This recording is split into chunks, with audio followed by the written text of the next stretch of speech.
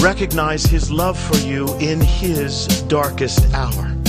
Recognize his love for you in his darkest hour. See, in his darkest hour, his love for you is on full display and wonderfully revealed to us.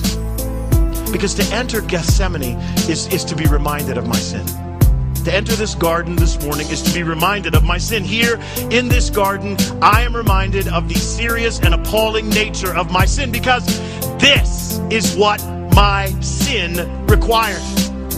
My sin required the Savior to be greatly distressed, to be greatly troubled, to be overwhelmed by sorrow, even to the point of death. My sin required this, in effect, of the Savior.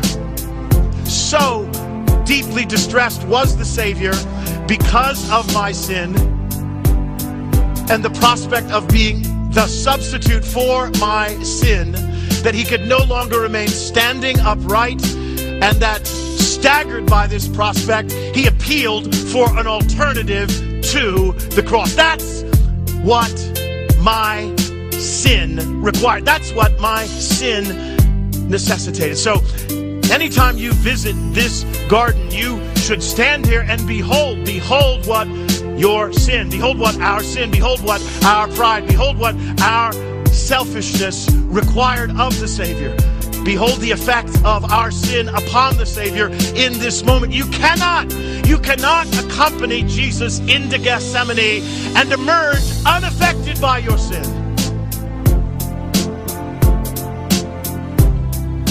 But most importantly, you cannot accompany Jesus into Gethsemane and emerge unaffected by his love for sinners like you and me. Can't do it. Here, we should be freshly amazed by his grace.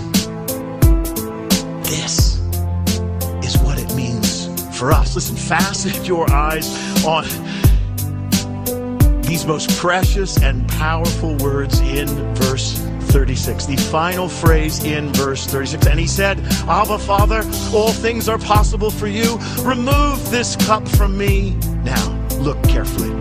Yet, not what I will, but what you will. Not what I will. Is there an alternative? Silence. Yet, not what I will, but what you will. Listen, you are looking at the greatest display of obedience in all of history.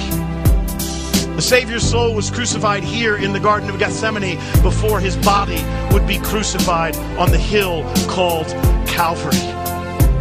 He drank the cup